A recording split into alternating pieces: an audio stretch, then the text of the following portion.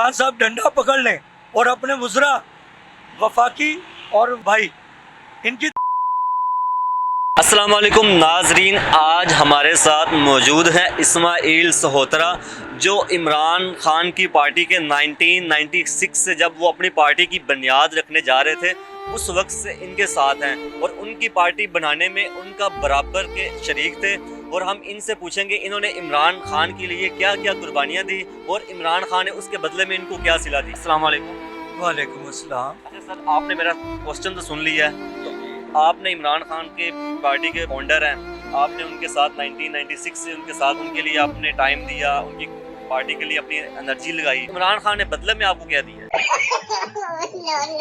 इमरान खान असल में हमारे लीडर थे, लीडर हैं और रहेंगे, लेकिन मैं इमरान खान से ये बस कहना चाहता हूँ कि बदले में हमें बेशक कुछ नहीं मिला, क्योंकि खान साहब आपने कहा था आप हमारी पार्टी के टाइगर हो, आप हमेशा हम पार्टी के साथ रहें और पार्टी ज्वाइन करें। मैं खान साहब आपको याद दिलाना चाहता हूँ कि आप मुझे पुराने एयरपोर्ट पर मिले थे अचानक, तो मैंने आप हाथ पकड़ के सलाम दुआ लिया। आपने मुझसे कहा कि आप किधर रहते हो, तो मैंने आपको बताया कि मैं मियाँ मीर कॉलोनी सैदन शाह का रहायशी, मैं स्कॉच कॉर्नर के पास रहता हूँ। तो आपने कहा कि मैं PTI पार्टी बना रहा हूँ, तो आप उस पार्टी के मेंबर बनना पसंद करेंगे। तो मैंने आपसे कहा था कि खान साहब आपने एक बार कहा है, मैं 100 बार आने के लिए तैयार, और मैं गया भी। और खान साहब मैंने 96 में पार्टी ज्वाइन की है, हालांकि इश्तिहार में उस वक्त PM थे, तो उस वक्त से लेके आज तक मैंने जितनी कुर्बानियाँ दे सकता था मैंने कुर्बानियाँ दी। कुर्बानियाँ बड़ी से बड़ी भी है मेरी, अगर आप फरामोश ना करें। कुर्बानी मेरी सबसे बड़ी ये है कि मैंने अपना घर जो है ना, आज लोग घर बनाते हैं,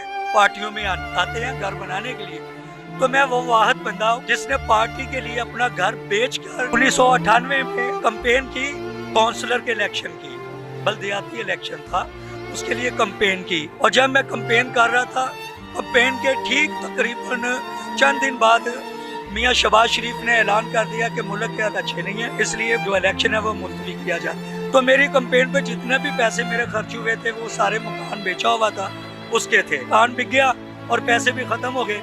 उसके बाद फिर यही आलम रहा कि मैं बिल्कुल नीचे चला गया। और जब भी इलेक्शन आया, मैंने कहा कि जी हमारे लिए क्या हुक्म है, क्या किया जाए। तो हमारे जितने भी पुराने साथी थे उन्होंने कहा कि हौसला ना हारो सहोत्रा भाई, आपके लिए जब भी हम इक़्तिदार में आएंगे आपके लिए कुछ न कुछ हो जाएगा। तो इस उम्मीद पर मैंने अपने बच्चों की तालीम और तरबियत भी जो है वो सही तरीके से कर नहीं पाया। मेरी बीवी आज एक ऐसे मोड़ पे आके खड़ी है, जिंदगी और मौत के मोड़ पे आके खड़ी हुई है, जहाँ पे मैं उसका इलाज नहीं कर पा रहा। उसको पित्ते की तकलीफ है, मेरे पास पैसे नहीं है तो उसका इलाज करवा सकूं। मैं अपने जितने भी मिनिस्टर भाई हैं, मियाँ महमूद रशीद जो आपको मेरे घर लेके आए थे बस्ती सैदन शाह, उनसे भी मैं कई बार मिला हूँ, वो भी मेरी नहीं सुनते। मुराद रास भी नहीं सुनते। और भी जितने पुराने वज़रा हैं, जैसे कि इजाज अहमद चौधरी साहब हैं, वो भी नहीं, कोई भी नहीं सुनता।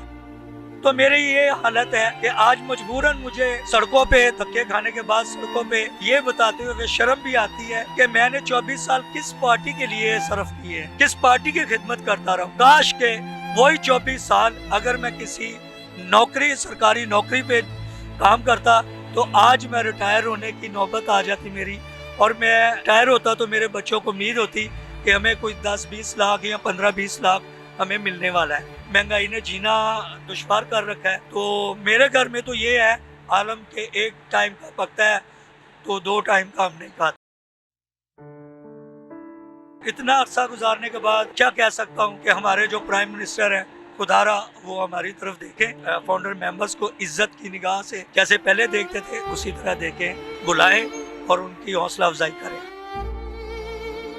इमरान खान साहब वो तो यूथ को आगे लाने का नारा लगाते रहे हैं, और उन्होंने आपको क्यों साइड पे कर दिया, क्यों आपको इग्नोर किया, इसकी क्या रीजन थी? आप यूथ वालों से ही पूछ लें कि कौन सी यूथ है जो आगे आई है। प्रेसिडेंट वो हमारे प्राइम मिनिस्टर है, तो मैं प्राइम मिनिस्टर साहब से भी ये सवाल करता हूँ कि यूथ कौन सी है जिसको वो इतना प्यार करते रहे और आगे लेके आना चाहते थे।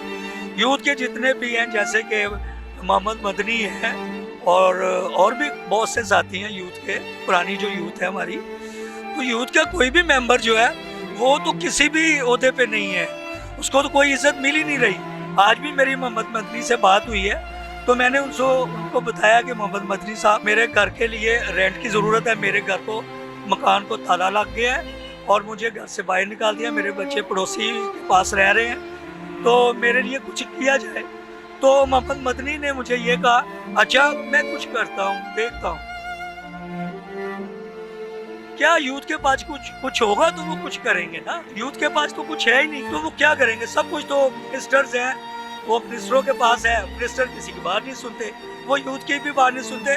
तो खान साहब आपके पास वो कैसे कंप्लेन करें यूथ वाले कि हमारे साथ क्या हो रहा है और कैसे हम जी रहे हैं। इमरान खान साहब का विजन किसने चेंज किया और इमरान खान साहब इतने अचानक कैसे बदल सकते हैं? ये मैं आपको बताऊं कि खान साहब का विजन कैसे चेंज हुआ। खान साहब एक बहुत अच्छे और मैच्योर आदमी थे, वो गरीबों के लिए दर्द रखने वाले इंसान भी थे, लेकिन ये हुआ कि जब नए नए लोग पार्टी में आए हैं तो खान साहब ने कहा कि जी नए आने वालों को आप गले लगाएं। तो हमने तो गले लगाया, लेकिन हुआ क्या कि जिनको हमने गले लगाए उन्होंने हमें खुड्डे नहीं लगा दिए। उन्होंने कहा जी जो हमारे पुराने साथी हैं, जो हमारी मुख्तलिफ पार्टियों के साथ हम उनकी तरफ से आए हैं, वो हमारे साथ चलते आए हैं, हम उनको आगे लेके आएंगे। वो उन्होंने अपने अपने जो पुराने साथी थे उनको आगे लेके आए हैं और हम जो पीटीआई के मेंबर थे हमें तो खुड्डे नहीं लगाया हुआ है, हमारी तो कोई सुनवाई होती नहीं उनकी। अब्दुल हलीम खान साहब है, मैं अगर आज यहाँ पे प्रेस क्लब के सामने अपनी हालत इज़हार बता रहा हूँ तो इसका मतलब है कि अब्दुल हलीम खान के पास भी मैं कई बार गया हूँ, उनसे भी बात हुई है, तो वो कहते हैं कि जी हमारे इतने सैकड़ों साथी हैं, उनका काम क्या करें। तो इसी तरह और भी मुख्तलिफ पार्टियों के जितने भी गुजरा आए हैं पुराने जो साथी हैं वो तो हमें नहीं लाइक करते, वो कहते हैं हमारे अपने बहुत हैं, तो आपकी तरफ कैसे हम ध्यान दें। ठीक है, कभी कोई मसला बना, कभी कोई ज़रूरत हुई तो आपको ज़रूर याद करेंगे, तो ये कह के वो टरखा देते हैं, लेकिन हमारी सुनवाई कोई नहीं है। ठीक है, और दूसरी बात ये है कि खान साहब आपने कहा था कि मैंने गरीब जो पिसे हुए तबके से, मिडिल तबके से ताल्लुक़ रखता है, मैं गरीब को अमीर के बराबर करना चाहूँ। तो आप मेरी हालत देखें, मेरी हालत देखकर आप महसूस कर सकते हैं कि पिसा हुआ वो कौन सा बंदा है, वो कौन सा आदमी है जो मुझसे भी ज़्यादा पिसा होगा। मेरे घर को ताला लगे आज 2 दिन हो गए, मेरे घर में 3 दिन से फाके हैं, कोई राशन नहीं है, 1 टाइम का हम खाते हैं, 2 टाइम हम भूखे सो, इससे ज़्यादा क्या गुर्बत होगी। आज मैं घर में जाता हूं तो मेरी बीवी मुझसे सवाल करती है कि आप तो फाउंडर मेंबर थे, तो आपकी ये हालत है। पड़ोसी जो है वो मुझसे सवाल करते हैं कि आपने 24 साल एक ऐसे बंदे की खिदमत की है, एक ऐसे बंदे की पार्टी की खिदमत की, तो आज उस पार्टी को इक़्तिदार में आए हुए 3 साल गुजर रहे हैं, तो आपको कोई याद नहीं करता, कोई आपकी दाद रसी नहीं करने वाला, तो क्या वजह है? क्या आप पार्टी के लिए आपने कुछ नहीं किया? तो मैं उनको बताता हूँ कि पहला जब खान साहब आपका बड़ा जलसा जो पहला था 96 का, ये 97 की बात है, जब शादाब जाफरी साहब का दौर था, तो शादाब जाफरी साहब के साथ मिलकर पहला बड़ा जलसा सदर चलार ग्राउंड में मैंने आपका अपने जाती पैसे से करवाया था। जो मैंने मकान बेचा हुआ था उसके पैसे मेरे पास थे, तो वो जलसा वहाँ मैंने करवाया था, जहाँ पे उस वक्त ये आलम था 400 से 500 बंदा इकट्ठा करना मुश्किल होता था। तो 400-500 बंदा तो दूर की बात, मैंने तो 4-5 हज़ार बंदा वहाँ पे इकट्ठा करके आपका एक आलीशान जलसा करवाया था। तो क्या आपको वो भी याद नहीं है? फिर मैं यही प्रेस क्लब के सामने अपने नंगे जिस्म के ऊपर खारदार तारे बांध कर तो एहतजाज करता रहा हूँ नून लीग के लिए, क्या वो भी आपको कुछ नहीं याद? और भी बहुत से बड़ी बड़ी कुर्बानियाँ दी हैं। जो नए आने वाले हैं वो तो वक्ती हैं, जैसे इक़्तिदार ख़त्म होगा वो अपनी अपनी पार्टियों में वापस चले जाएंगे, फिर आपको हम पुराने जो साथी हैं वही आपको नज़र आएंगे आपके साथ खड़े हुए। तो खुदारा उस वक्त आने से पहले आप हमें गले लगाएं और हमारी दाद रसी करें, हमारी फरियाद सुने, हमारे बच्चों की तरफ देखें, ताकि हम भी इज्जत की ज़िंदगी जी सकें। आपको लगता है कि जो उस वक्त लोग आपको कहते थे कि खान साहब सिर्फ गेंद बैट ही खेल सकते हैं, मुल्क चलाना इनके बस की बात नहीं है, लगता है कि वो लोग ठीक कहते थे? लगता है, क्योंकि हमारी पार्टी में भी बड़े ऐसे लोग हैं जो हमारी पार्टी को टांगा पार्टी कहते थे, तो इस वक्त वो इक़्तिदार में भी हैं, उनको इज्जत भी बड़ी मिली है, उन्होंने भी बातें की हैं, लेकिन वो इक़्तिदार में है। हमें जो बातें जिन्होंने की हैं यही कह सकते हैं कि वो ठीक ही कह रहे थे कि मुल्क चलाना इनके पास की बात। अगर इनके पास की बात होती तो कम अज कम मैं समझता हूँ आज महंगाई ऊपर ना होती, महंगाई ऊपर ना जाती।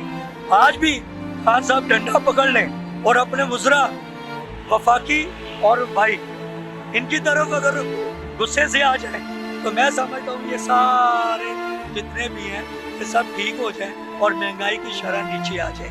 आज भी खान साहब डंडा पकड़ के अपने गुजरा जो है उनको बोल दें, हुक्म दें कि वो सब्जी मंडी में जाके तो वो पता करें कि सब्जी का रेट क्यों ऊपर है। मैं समझता हूँ कि खान साहब को पता चल जाएगा कि सब्जी का रेट कैसे ऊपर है। जैसा कि आपने इस्माइल सोहतरा साहब की सारी गुफ्तगू सुनी और हम आप पर छोड़ते हैं कि जो इन्होंने अपने आप को पीटीआई के लिए वक्फ किया और पीटीआई ने बदले में इनको क्या दिया, फैसला हम आवाम पर छोड़ते हैं। नीचे कमेंट्स बॉक्स में बताएं जो इनके साथ हुआ क्या वो ठीक है। हमें इजाज़त दें, अल्लाह हाफ़िज़।